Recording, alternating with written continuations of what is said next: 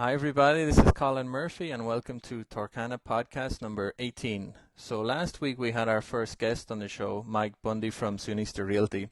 And today I'm happy to welcome another guest. This is Maria de Yampart from Island Breeze Title. So, a lot of people underestimate how important a title agent can be for real estate investors. So, that's why I've invited Maria to the show to clear up a few myths, give some advice that could save people thousands, potentially even tens of thousands of dollars when purchasing a property.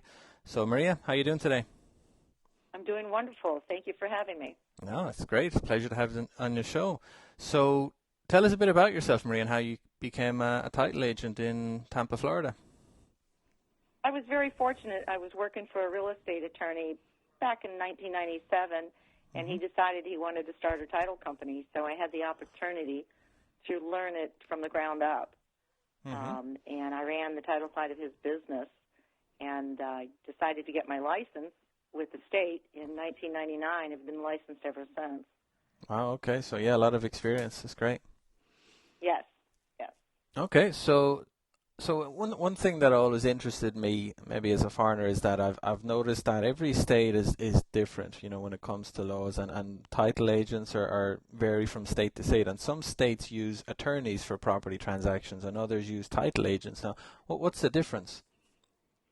Well, it varies from state to state, of course, but there are certain states, most of them are usually in the northern area, that will only allow attorneys to handle real estate closings. But understand those attorneys are governed, as we are, as title agents, by the state regulations and the underwriters. Florida, both attorneys and licensed title agents can handle closings.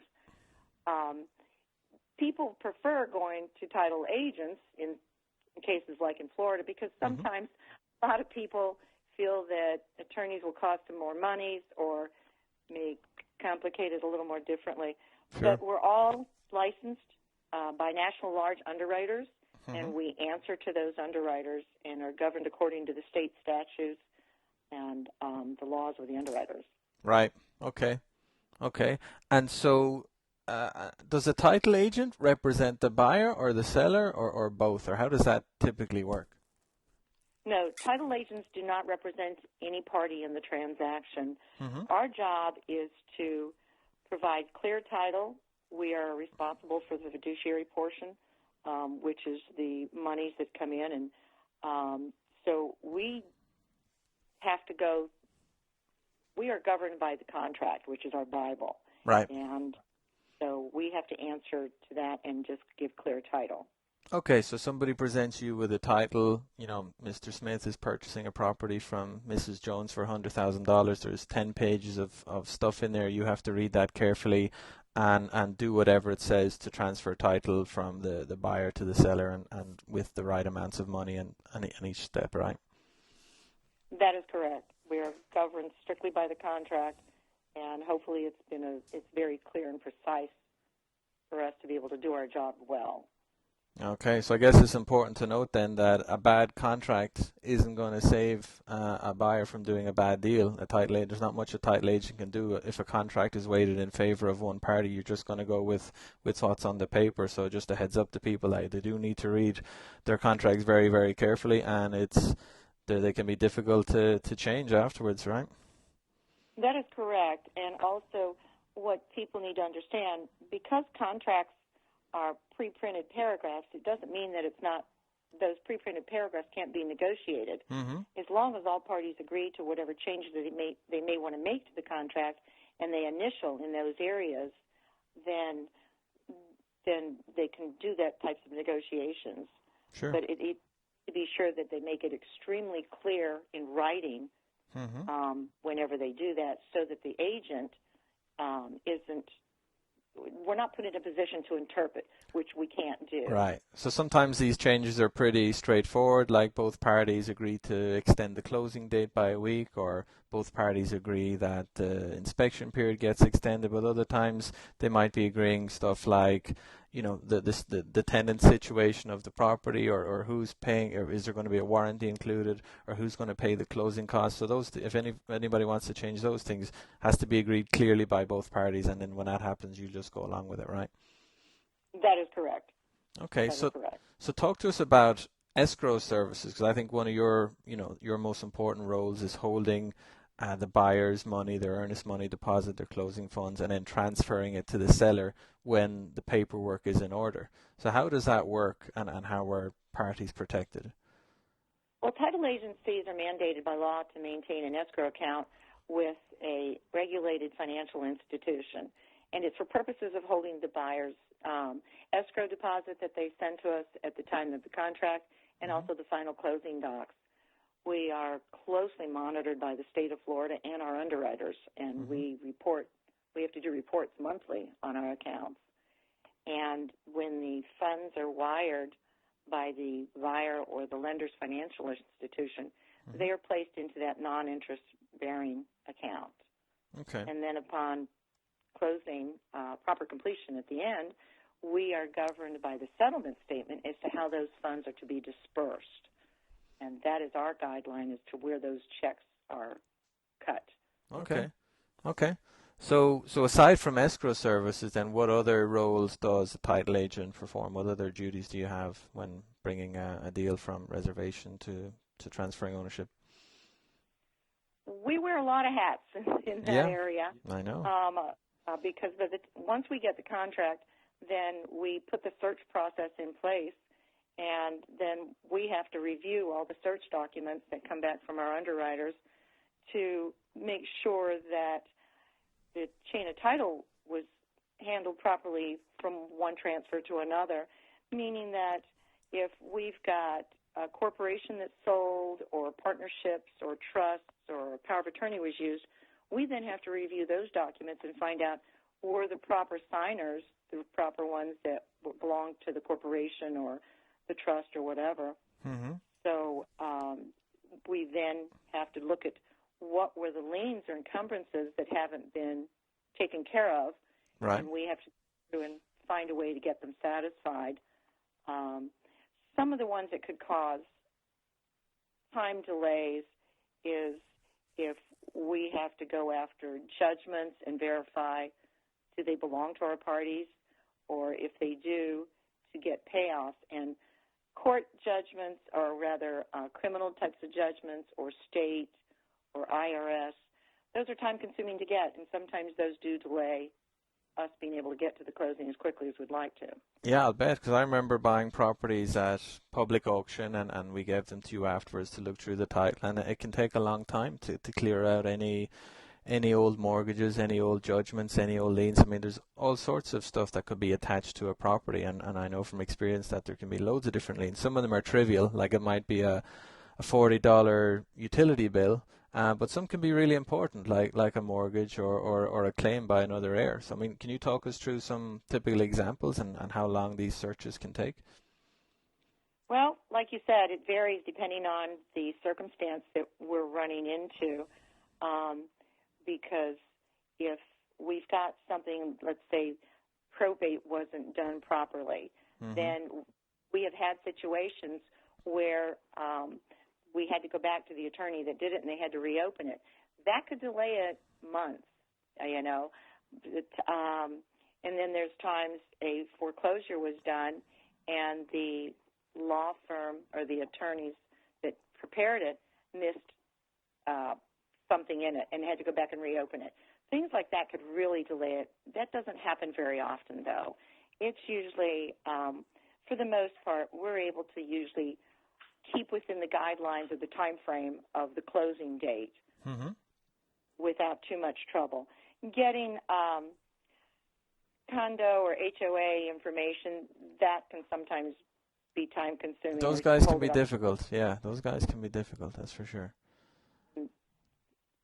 Okay, and so, yeah, no, that's right. I mean, liens are really important. That's, one of the risks people take when they buy a property at an auction, or if they buy a property without the right kind of title insurance, they can be subject to these kinds of liens. I mean, so talk to us about title insurance, because that's something a lot of people just see as a line item on their closing statement. They're like, oh, what's that big bit of money about? Why am I paying all that? So, but it's crucial. It's very important. So talk to us about title insurance. What is it? How much does it cost for, typical $100,000 property, and why do people need it, and when do they use it? Well, title insurance is the only way to ensure or protect your rights to the property as the homeowner.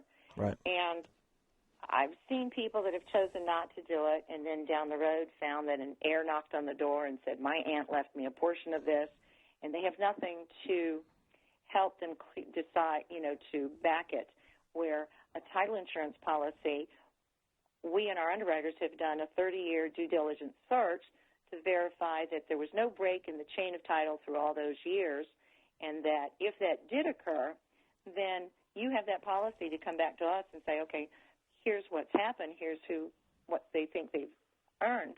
Then once we go through it all, we're able to prove, because we have to search probate dockets, foreclosure dockets.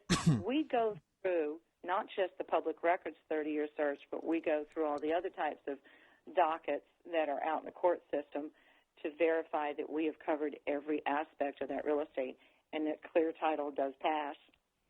The cost of the title insurance, now there are two policies. You've got an owner's policy, which goes to the new buyer Right. once we've closed, and you've got a loan policy.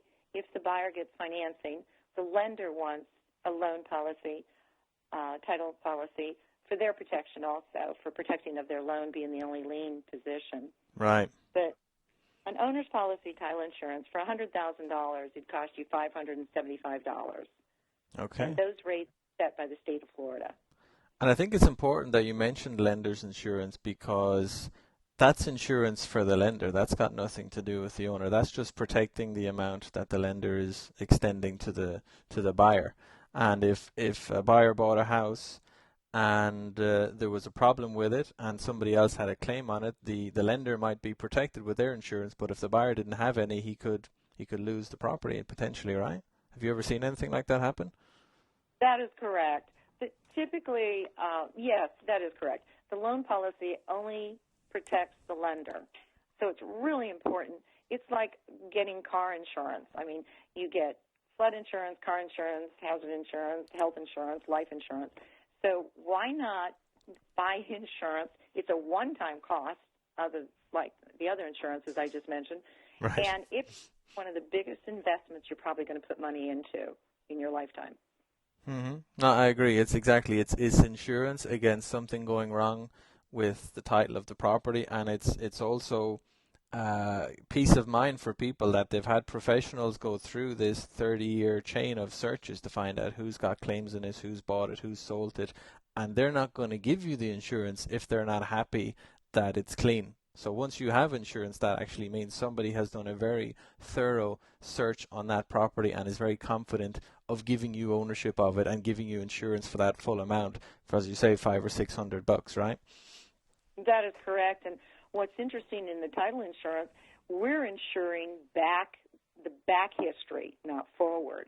Mm-hmm. And so that's a big difference. So there, as you can imagine, there's a lot of research and review and examining that goes on to make that happen. Yep. No, I get it. So title insurance is one of the items, one of the closing costs people will see listed on their closing statements when they're at the table signing all the final papers. So can you talk us through the closing costs involved on a hypothetical $100,000 property for a cash buyer? I mean, what apart from title insurance, what other costs are they going to normally pay? Okay, for a cash transaction, if we're dealing with a normal and customary contract, mm-hmm. and there's not been any changes made to the standard contracts that are used in this area, the buyer for a $100,000 cash transaction, their costs are recording of the deed, which is one page, and it's $10. Mm-hmm. In each county's recording fees vary slightly. And then their closing fee, which that closing fee can vary by agency. Sure. And that's your fee for doing all the work that you're doing, right? That is correct. The closing fee is set by the actual title agency or title agent for the amount of time and work we have to put into the transaction. Mm-hmm. And then nowadays we record electronically to get the recording done quickly. So there's a e-filing fee of $4.50. So basically, for your buyer on a cash transaction, they're only looking at about $300 to $400. Okay, so $300 to $400 plus the $500 or $600 for the title insurance. So maybe $1,000 will be a ballpark rule of thumb, kind of. If they're paying for it, like I said, I'm going by a typical normal and customary contract. So on those type of contracts, the normal contracts, the seller pays for the title insurance. Yeah, and you're, I mean, obviously a finance buyer, that's a whole other thing, because I mean, like, your service for doing it for a cash buyer are going to be, about $1,000, give or take, kind of $200 or $300 for your services, another $80 or $90 for recording fees, $500 for the title insurance. But if you're getting a loan with a lender, you've all sorts of fees that could be added. I mean, apart from the lender's insurance, you might have, they'll be giving you appraisal fees and all sorts of different things, right? That have nothing to do with you, really. You're just adding them up. That is correct. So what a buyer can think about if they decide to get financing, so you've got our fees that you would have on a cash transaction, then you've got to add to whatever the lender's costs are, and you also have to consider on a loan, you have to have a survey. Buyers buying cash, it is up to their discretion as to if they want a survey or not. And surveys in our area run around $275 and up.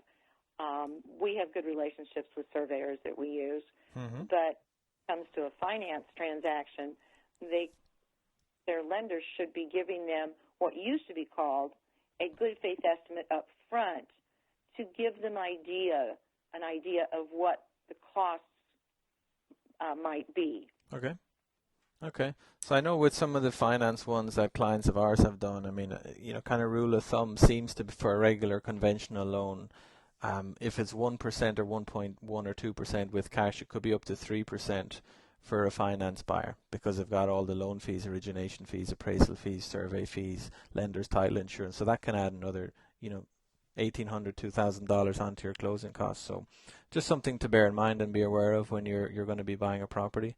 So moving on to deeds then, Maria. Some people, people think a deed is a deed. If you have a deed to the property, you're the owner. But it's not as simple as that, is it? Because there's different kinds of deeds, right? And some are better than others.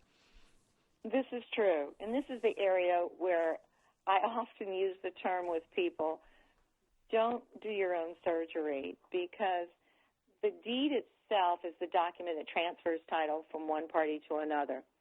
If that deed is not done correctly, you can put such a cloud on title that could make it very difficult to sell it or even be marketable. So when in title agencies, we only use the warranty deed, which the seller is warranting that all my interests that I have, I'm warranting the proper title and rights and passing it to the buyer. A quick claim deed, which as title agents and agencies, we are not allowed to prepare those. All that is whatever interest I may owe, good, bad, or indifferent, with or without liens, I'm going to give it to you. Those can be scary. Right. As title companies and underwriters, we really shy away from those. Other deeds we might use that have some of the same warrants as a warranty, but maybe not as much, would be like a personal representative deed.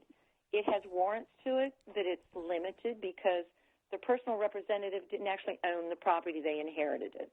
Okay. The same with trusts, a trustee's deed, things of that kind. But the warranty deed, 99% of the time, is what we always use. That's the gold standard. That's what people should be aiming for. And if anybody is talking to a private seller, for example, and they're saying, I'll give you a quitclaim deed, it'll be very easy and simple, they need to be careful, right? Because it's nowhere near as solid as a warranty deed. You don't really know what you're getting with a quitclaim deed, other than their interest in the property, whatever that might be. That is correct. And you don't know that there aren't other interests out there, so you could be getting it and only getting a portion, and then you've partnered with someone else that you're not aware of. So, yeah, quitclaim deeds are dangerous, and if you feel that you want to use it, I wouldn't do it without contacting an attorney to do it.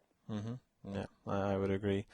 So, I mean, I've worked with a lot of different title agents in Tampa. I mean, we prefer to work with you. We mostly work with you, but sometimes we have to work with other guys, and I've noticed that the quality and the speed of work can vary quite a bit. Some people are super switched on, answering all your questions quickly, getting paperwork organized efficiently, and others are not. But I mean, generally speaking, what in your opinion is the difference between a very good title agent and an average or below average title agent?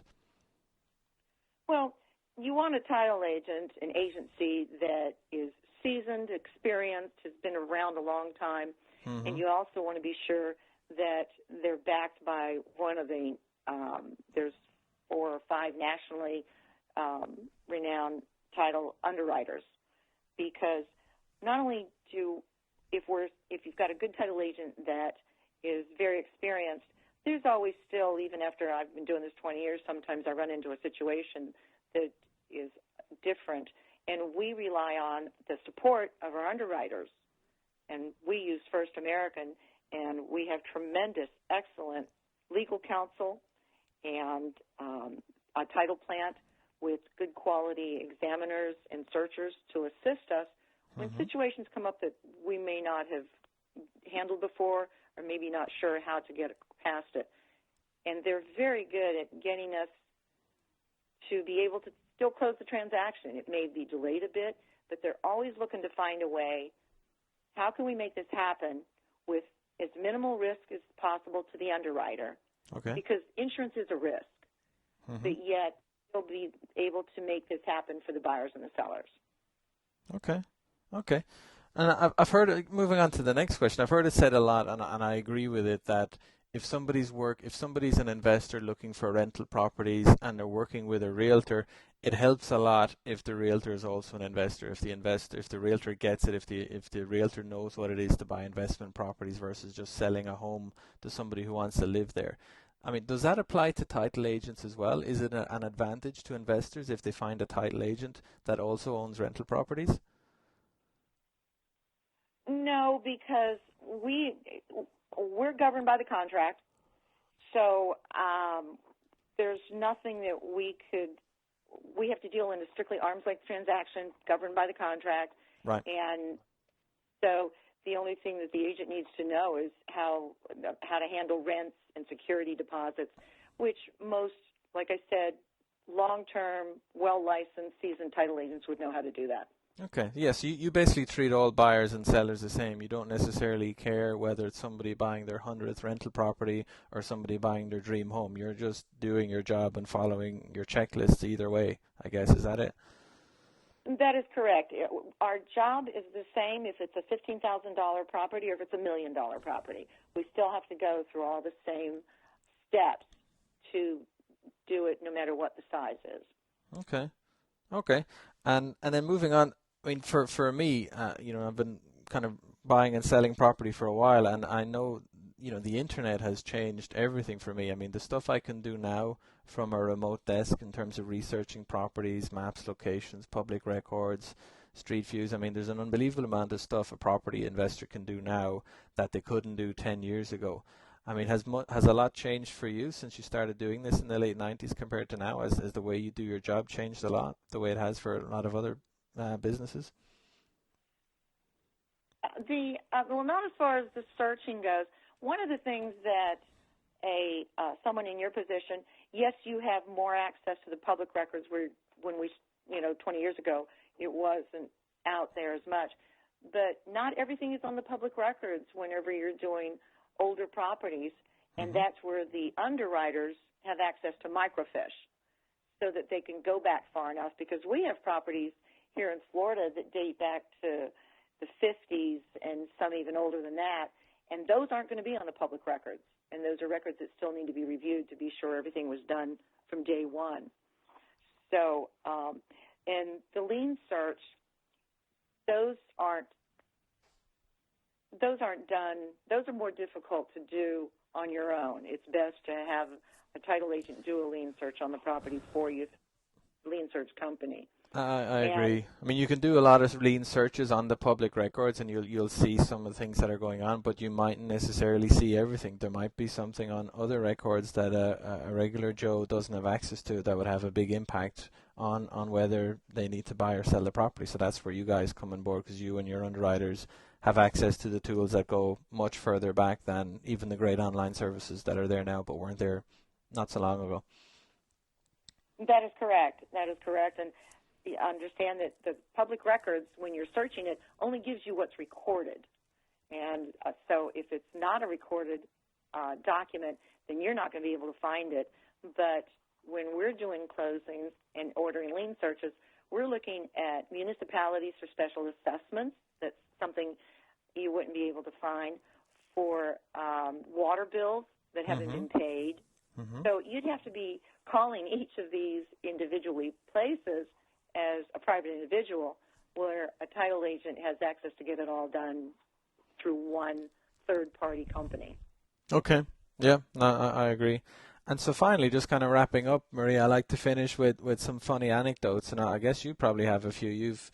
You've been dealing with a lot of stressful situations where people are selling properties, buying properties, and have you seen a few characters? I mean, can you tell any funny story to tell us something funny that turned up, or any awkward moments you witnessed at a closing table?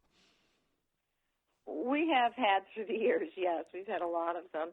Some of that stand out in my mind is there was a couple that came in, sellers, to sign for a closing. And, of course, we have to get copies of ID and, of course, scrutinize it very carefully for validity, expiration, the picture. And we asked them for their ID so we can make copies for the file. And the female fumbled around, and then they said, well, we better go look in the car. Well, they got in the car and left. Okay. And consequently, the closing didn't take place, and we didn't know why they left. And a week or two later, the spouse called and said, thank you for not selling my property. That was not me. My husband brought his girlfriend. Wow. So you can have, yeah, you. So yeah, we have to be really careful, because another situation I had, which was one of the most fascinating I've had, and I've only had one situation like this. The property was seized by the FBI for drug running. There was a lot of drugs found on the property. So the homeowner was incarcerated, and all his assets were seized, and there was a buyer for the property. So, and even though you have an individual incarceration, they still have to sign off their interest. But so did the state, and the FBI had to sign off. So that was quite interesting, and it took about 6 months to do, but the buyer's got a real nice piece of property. Wow. So you had this property that had to be signed by the buyer, the FBI, and this drug dealer that was in jail. He had to go and sign it as well. Correct. Right. Wow. Okay. Wow. Fascinating. I mean, I'll bet people have learned a lot about titles and title agents that they just had no clue about before. I think a lot of people take you guys for granted, that they see you there just producing papers and collecting fees. But I hope people realize now that you do a lot of really important things, and it's all about trying to protect the buyer and the seller and give clean title to the person buying the property, and make sure the seller gets what's owed to them. So thank you very much. That was really useful, Maria. Well, thank you for having me, and I hope it does too, because you're right. We do a lot more than move paper. You do. You really do. And so listen, if people want to get in touch with you about a property that they want to sell or they want to buy, how can they do that? What's the best way to get in contact with you?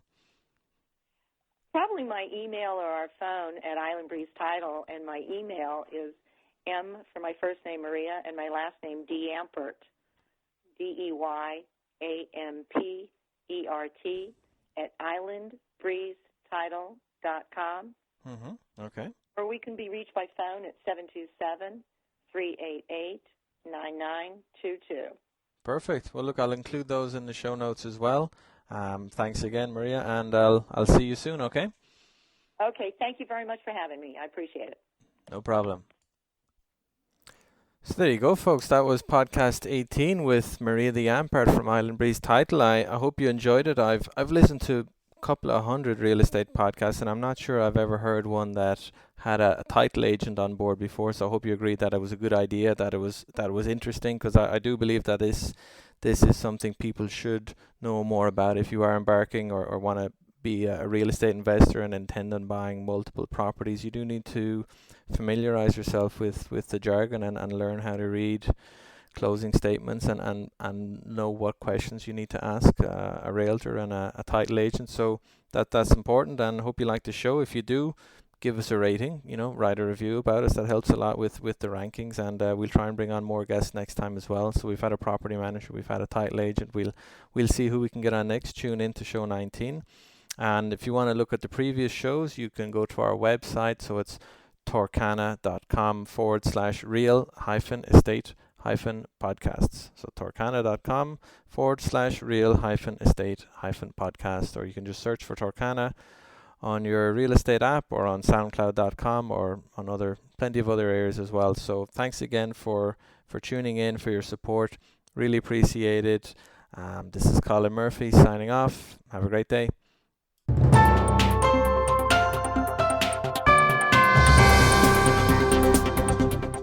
This recording contains general information relating to the real estate market, and it is for educational purposes only. Buyers should always seek appropriate legal, tax, and financial advice from suitably qualified professionals before entering into any real estate transaction. Actual returns from rental properties will always vary from person to person and deal to deal based on unique circumstances. While we have no reason to doubt the validity of comments of any guests on our show, we do not warrant their accuracy. Opinions of the host are not necessarily shared by other employees and partners of Torcana and its subsidiaries.